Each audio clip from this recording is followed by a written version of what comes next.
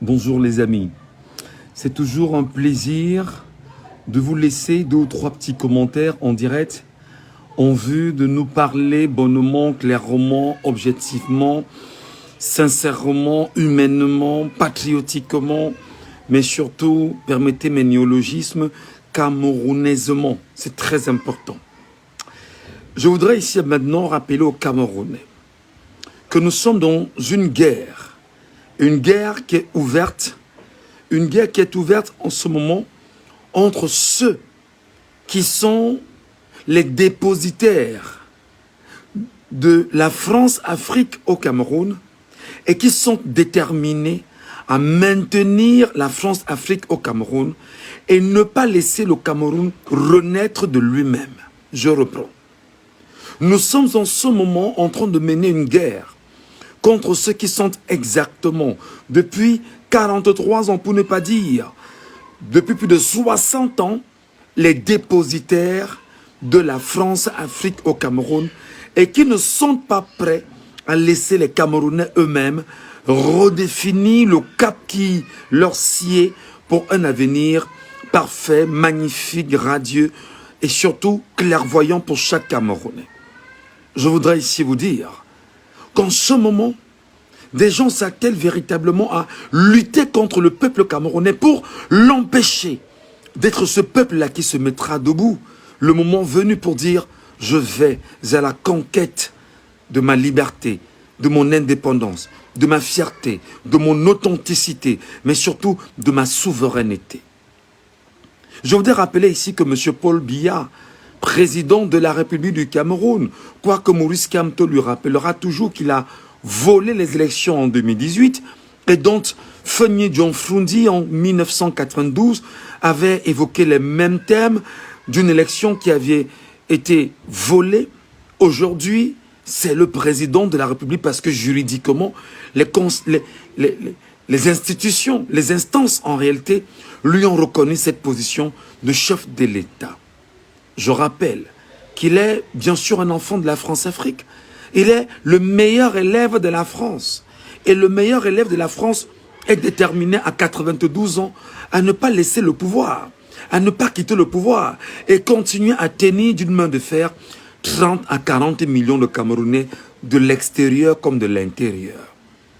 Je voudrais donc vous dire aujourd'hui qu'il est clair pour que chaque Camerounais que vous êtes, que nous soyons, qu'on prenne conscience que la bataille qui se mène aujourd'hui, c'est la bataille de la France-Afrique qui s'est imposée au Cameroun depuis au moins 108 ans et réactualisée au cœur des années 1960 et qui a suivi son cours jusqu'en 2025 au moment où nous parlons véritablement de la renaissance du Cameroun.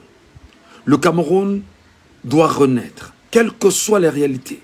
Le Cameroun doit renaître quelle que soit la conjoncture. Le Cameroun doit renaître quelles que soient les vicissitudes. Le Cameroun doit renaître quelles que soient les barrières érigées face à ce peuple camerounais.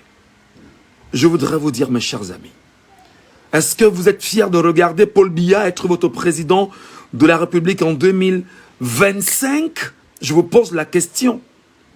Serez-vous fier de regarder Marcel Ndiaye être votre président du Sénat en 2026, 2025, 2026?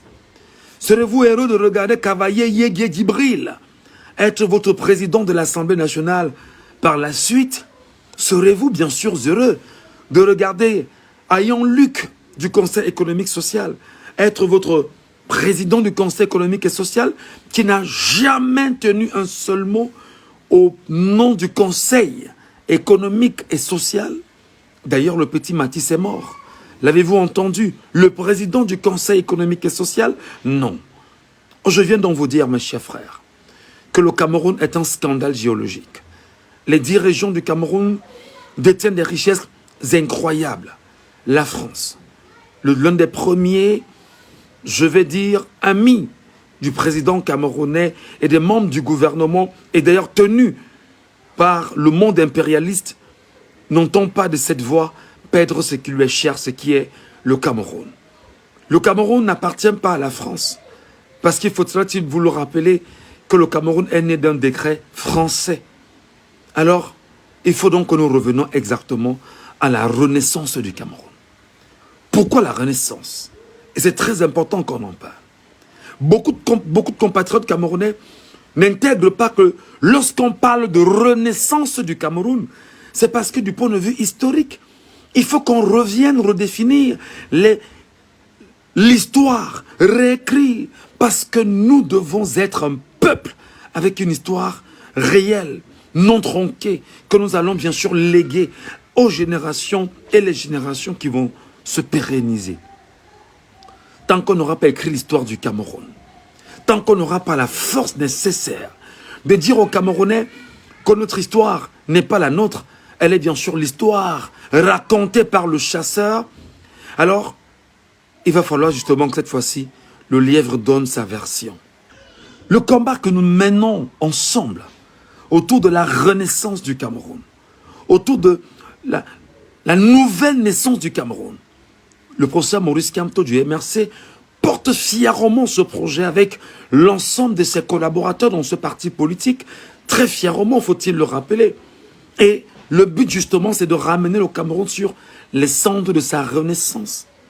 La renaissance économique, la renaissance démographique, la renaissance sociale, la renaissance culturelle, la renaissance de notre authenticité, la renaissance du Cameroun qui se veut être fort, fier, solide, souverain et surtout un Cameroun qui va répondre en même temps de sa croissance avec les exigences du temps et surtout du monde contemporain.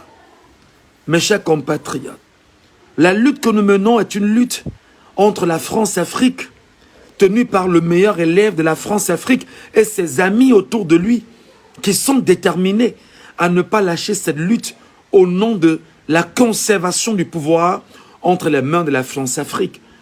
C'est pourquoi les amis de la France-Afrique, en ce moment, les enfants de Louis-Paul Ojoula sont là et sont déterminés à vous voir dans la mesure du possible, parce que ce qu'ils cherchent, même si ça se verse en quantité incroyable, ils n'en ont rien à foutre.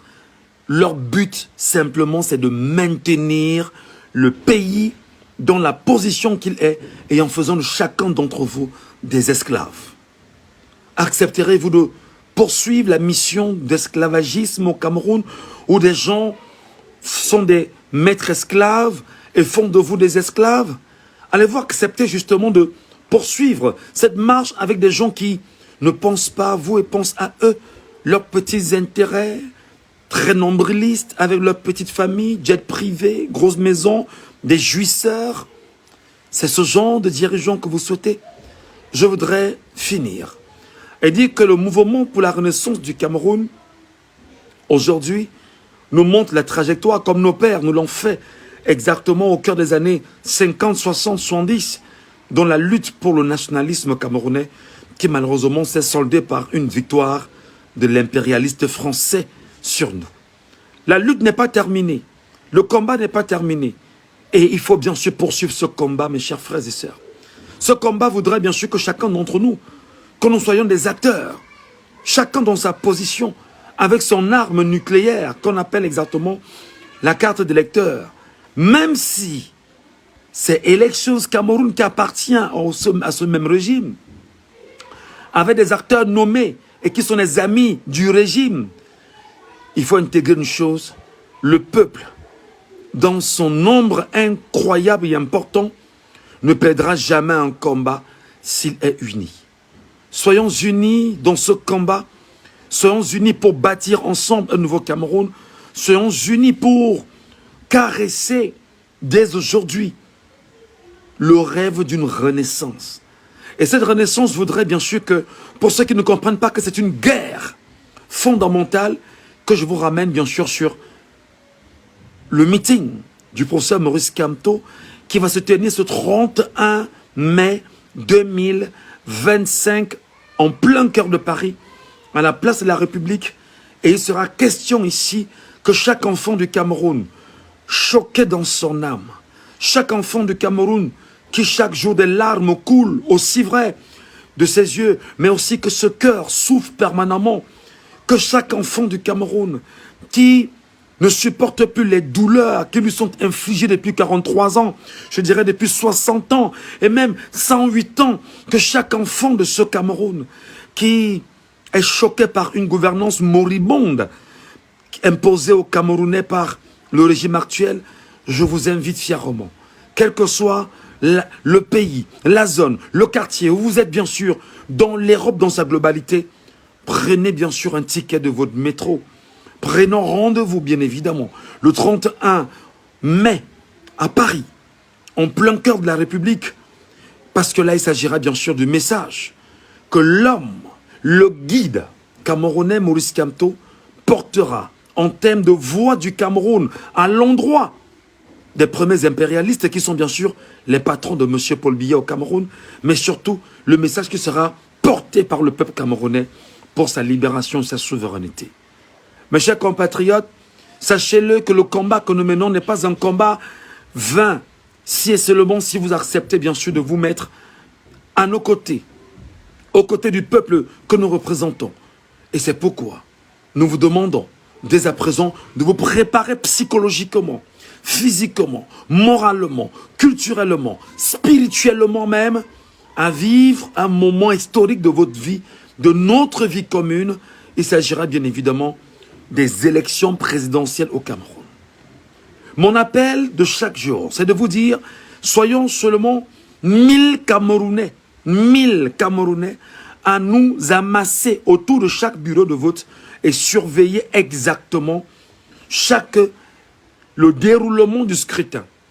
Que les patrons, je vais dire, d'élections au Cameroun se tiennent prêts, parce que la fraude cette année ne laissera personne passer sans y laisser sa vie sur le carreau. Parce que, je le dis depuis quelque temps, frauder une élection est un crime contre l'État, est un crime contre le peuple, est un crime contre l'humanité. Je répète, frauder contre l'État, frauder à une élection, et que vous soyez un individu impliqué dans cette fraude, vous êtes un criminel du peuple, vous êtes un criminel. C'est un crime contre l'humanité. Et les humains vont vous régler bonnement, clairement, objectivement, comme on règle les voleurs de moto au Cameroun. À bon entendeur, tenons-nous prêts.